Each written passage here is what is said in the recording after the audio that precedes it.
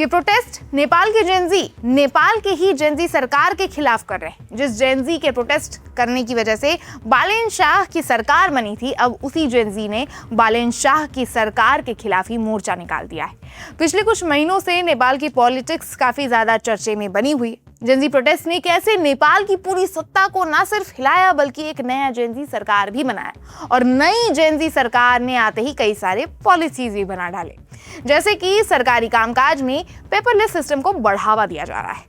सरकार ने मंत्रियों और बड़े अधिकारियों के लिए उन दिखावे वाली चीजों पर रोक लगा दी है। मंत्री भारी सुरक्षा काफिले या फिर एस्कॉर्ट के साथ अब नहीं चल सकते हैं। सरकारी कर्मचारियों, शिक्षकों और प्रोफेसरों के लिए ये कंपलसरी कर दिया गया है कि वो किसी भी राजनीतिक दल या फिर संगठन से नहीं जुड़ सकते हैं। और भ्रष्टाचार रोकने के लिए सरकारी फाइलों को ऑनलाइन करने और ट्रैकिंग सिस्टम लाने की कोशिश भी की जा रही है।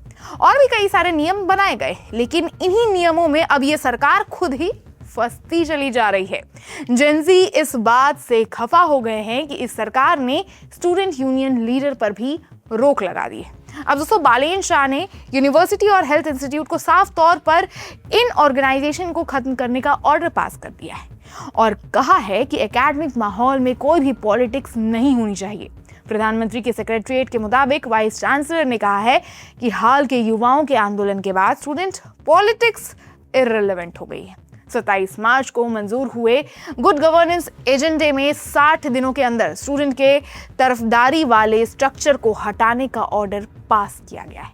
अब दोस्तों, 90 दिनों के अंदर सरकार इन ट्रेडिशनल यूनियंस को स्टूडेंट काउंसिल या फिर स्टूडेंट्स की आवाज वाले सिस्टम से बदलना चाहती है। अधिकारियों ने कहा है कि इस कदम से पॉलिटिकल दखल कम होगा और एकेडमिक फोकस वापस आएगा।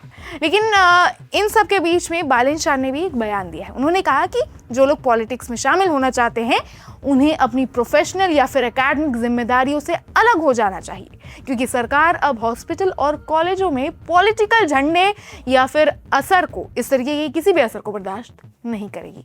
वहीं इस नए जेनजी प्रोटेस्ट का दूसरा बड़ा कारण ये भी रहा है कि बालेन शाह ने अपने शहर के बिजनेसमैन, अपने देश के बिजनेसमैन को नजर में रखते हुए नेपाल इंडिया बॉर्डर पर एक नया कानून बना दिया है, जिसमें बॉर्डर पार से लाई गई हर वो चीज जो ओवरऑल 100 रुपए से ज्यादा की होगी उस पर कस्टम टैक्स लगेगा।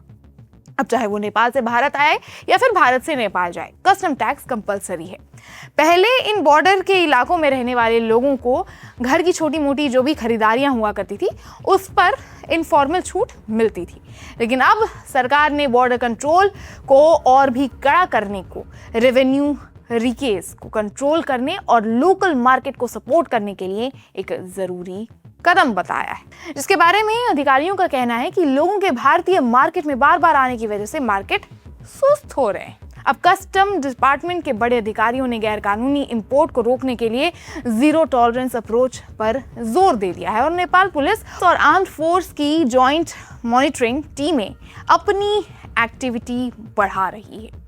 अब दोस्तों, इन एजुकेशनल और इकोनॉमिक सुधारों की वजह से बड़े पैमाने पर प्रदर्शन हो रहे हैं, नेपाल में प्रदर्शन हो रहे हैं, खासकर कि जेनजीज इस प्रोटेस्ट पे काफ़ी ज़्यादा एक्टिव भी दिख रहे हैं। अब स्कूल यूनिफॉर्म्स में हज़ारों स्टूडेंट हाथों में प्ले कार्ड लिए और सरकार के खिलाफ नारे लगाते हुए प्रोटेस्ट में शामिल भी हुए, जैसे कि आप ये कुछ तस्वीरों में देख सकते हैं। वहीं हम आपको ये भी बता दें कि बालेन शाह की सरकार को बने हुए अभी सिर्फ 1 ही महीना हुआ है और नेपाल के होम मिनिस्टर ने अभी इस्तीफा दे दिया है। वहीं आपको ये भी बता दें कि इन चंद दिनों में ही इस सरकार के 2 मंत्रियों ने इस्तीफा दे दिया है। गृह मंत्री गुरुंग पर मनी लॉन्ड्रिंग का आरोप है और जनता और विपक्षी दलों ने ट्रांसपेरेंट इन्वेस्टिगेशन के लिए उनके इस्तीफे की मांग की थी।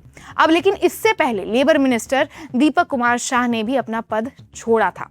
शिक्षा मंत्री सश्मीत पोखरे भी अपने फैसले को लेकर काफ़ी ज़्यादा विवादों में। अब जिस नेपाल सरकार की तारीफ पूरे देश, पूरी दुनिया में हो रही थी दोस्तों, वो 1 ही महीने में अपने फैसले को लेकर एक बार फिर से विवादों का हिस्सा बन चुकी है। ऐसे में आप इन फैसलों को कैसे देखते हैं, कमेंट बॉक्स में ज़रूर बताइएगा और ऐसे ही और वीडियोज़ के लिए हमारे चैनल एक्सप्रेस कैफे को सब्सक्राइब करना बिल्कुल ना भूलें।